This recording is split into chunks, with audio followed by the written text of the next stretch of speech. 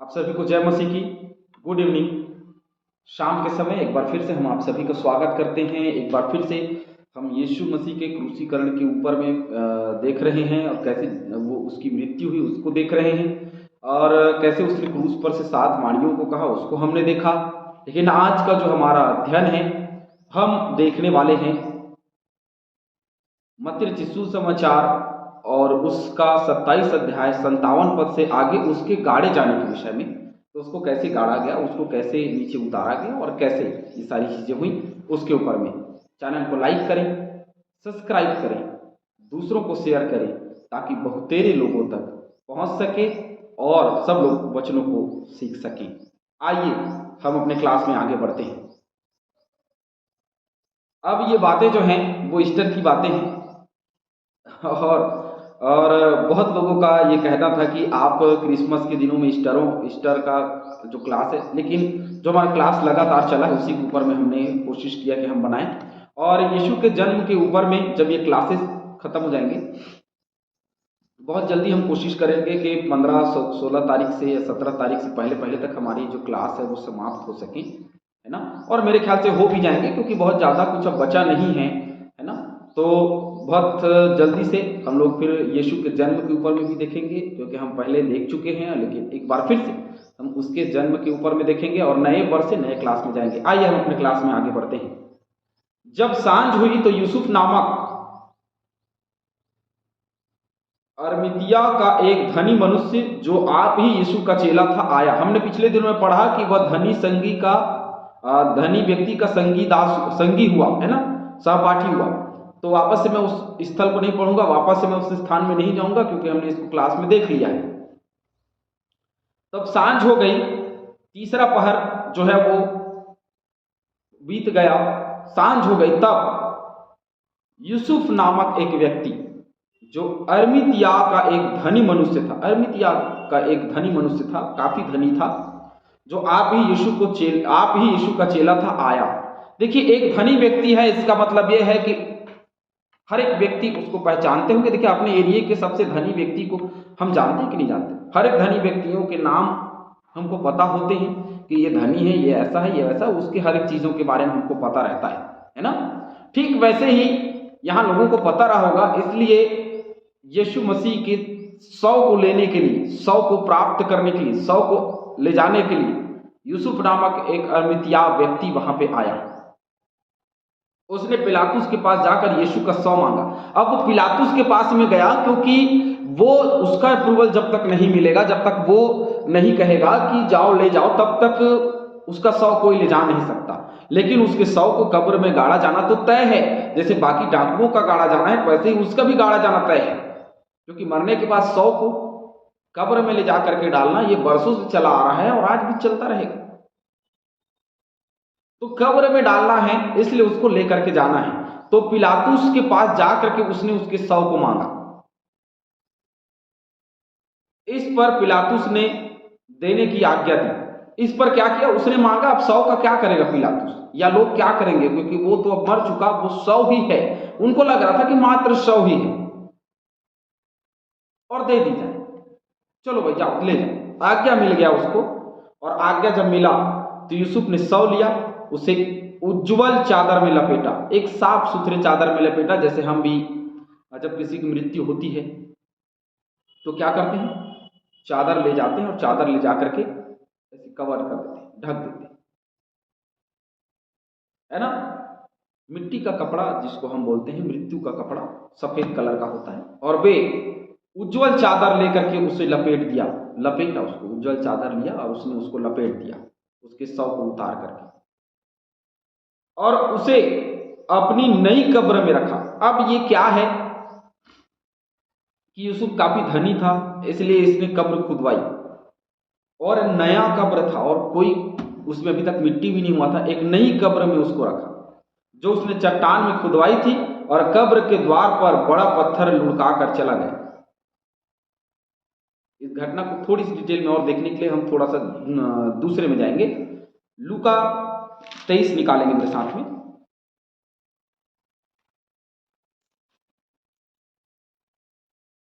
लूका 23 का 50 से 56। देखते हैं, चलिए। वहां यूसुफ नाम का महासभा का एक सदस्य था। यहाँ पे डिटेल दिया गया है। महासभा का एक सदस्य था जो सज्जन और धर्मी था और उनकी योजना और उनके इस काम से प्रसन्न न था। वह यहूदियों के नगर अरमितिया का रहने वाला था, परमेश्वर के राज्य की बाट जोहने वाला था। उसने पिलातुस के पास जाकर यीशु का शव मांगा और उसे उतार कर मलमल के चादर में लपेटा, है ना, यहाँ उज्ज्वल लिखा है, यहाँ मलमल के चादर में लपेटा और एक कब्र में रखा जो चट्टान में खुदी हुई थी और उसमें कोई भी न रखा गया था, मतलब अभी तक वो नया था। वह तैयारी का दिन था और शब्द का दिन आरंभ होने वाला था। उन स्त्रियों ने जो उसके साथ गलील से आई थी पीछे पीछे जाकर उस कब्र को देखा और यह भी कि उसका शव किस रीति से रखा गया है। तब उन्होंने लौटकर सुगंधित वस्तुएं और इत्र तैयार किया और सब के दिन उन्होंने आज्ञा के अनुसार विश्राम किया। पहले ही तैयार कर लिया क्योंकि उनको जाना था। उनको विश्वास था क्योंकि उसने कहा था कि मैं जी उठूंगा, तो इसलिए पहले से तैयारियां उन्होंने कर ली और ये तैयारियों के साथ में वो गए। थोड़ा सा यूहन्ना हम देखेंगे,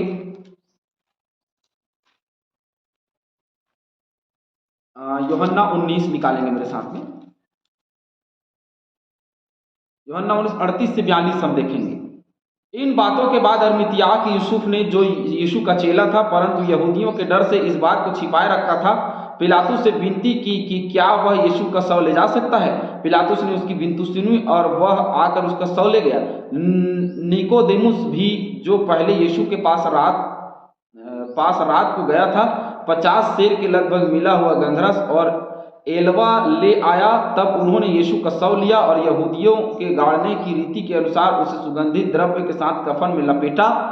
स्पष्ट है, उस स्थान पर जहां यीशु क्रूस पर चढ़ाया गया था एक बारी थी और उस बारी में एक नई कब्र थी जिसमें कभी कोई ना रखा गया था। इसीलिए यहूदियों के तैयारी के दिन के कारण उन्होंने यीशु को उसी में रखा क्योंकि वह कब्र निकट थी।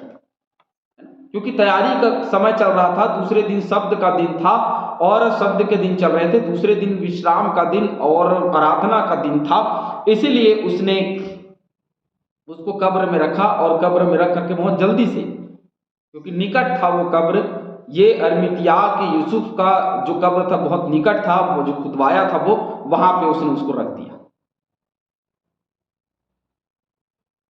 60वां पद, और उसे अपनी नई कब्र में रखा जो उसने चट्टान में खुदवाई थी और कब्र के द्वार पर बड़ा पत्थर लुढ़का करके वो क्या हो गया, चला गया। मत्ती 27 के 66 में लिखा है, अतः वे पहरुओं को साथ ले गए और पत्थर पर मुहर लगाकर कब्र की रखवाली करनी। पत्थर जो लुढ़काया गया तो उसमें मुहर लगा दिया गया।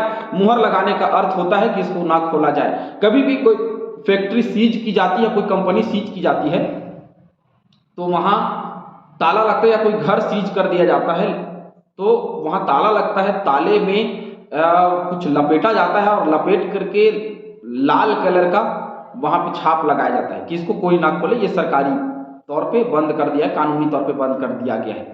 तो यहाँ पे वहां मुहर लगवाकर जो पत्थर लुढ़काया गया था ना, उसने पत्थर को लुढ़काया। 28 के 2 में लिखा है, और देखो एक बड़ा भूकंप हुआ क्योंकि प्रभु का एक दूत स्वर्ग से उतरा और पास आकर उसने पत्थर को लुढ़का दिया ना, ये वही पत्थर है। मरकुस 16:4 मेरे साथ में निकालेंगे।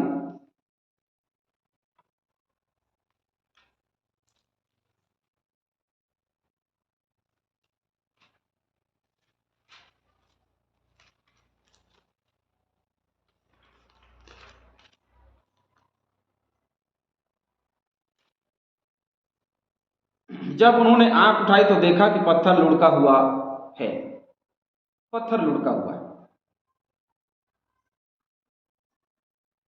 सो यह बात स्पष्ट है कि ये वही पत्थर है जिसको कब्र में रखा गया, जिसको लुढ़काया गया है ना, और उसको ढक करके रख दिया गया, उसने उसको रख दिया। प्रेरितों के काम 13-29 भी देख लेंगे। चलिए एक वचन और,